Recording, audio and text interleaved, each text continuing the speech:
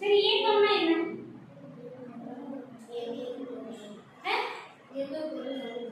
இங்க இருந்து ஒரு பொருள் நகருதா? இயக்கம் அப்படின்னா என்ன? விசைனா என்ன? விசை இயக்கத்தோட வகைகள்லாம் படிச்சிருப்பீங்க. யாராவது ஒருத்தர் எழுதுறீங்க? தம்பி எழுதுறீங்க? இந்த விசைனா என்னன்னு எழுதி போட்டுருக்க. படி எழுதிச்சு படி. விசைனா என்ன?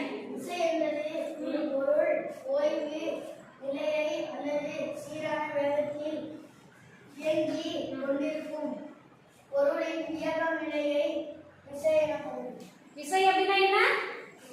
அதாவது ஒண்ணு கிடையாது. இந்த இருக்குல்லையா, இது என்னது? ஒரு சேர். சரியா? இது பொருள் தானே, ஒரு பொருள். சரியா? இப்போ இது என்ன நிலையில இருக்கு? ஓய்வு நிலையில இருக்கு. இதுக்கு நம்ம என்ன கொடுக்க போறோம்? ஒரு விசை கொடுக்க போறோம். அவ்வளவுதான் விசை. சரி, என்னது?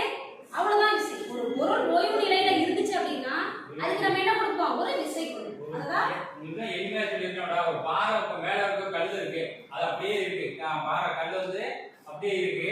அதுல ஒரு லேசா தட்டிட்டோம்னா அது உருண்டுட்டே ஓடுதுல, அது ஒரு உருண்டுறதுக்கு என்ன இருக்கு?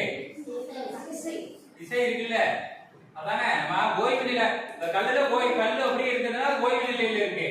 அது கொஞ்சம் விசை கொடுத்துட்டோம்னா அது என்ன உருள ஆரம்பிச்சிடும். கையில தட்டிட்டோம்னா உருண்டுட்டே போயிட்டு இருக்குல்ல.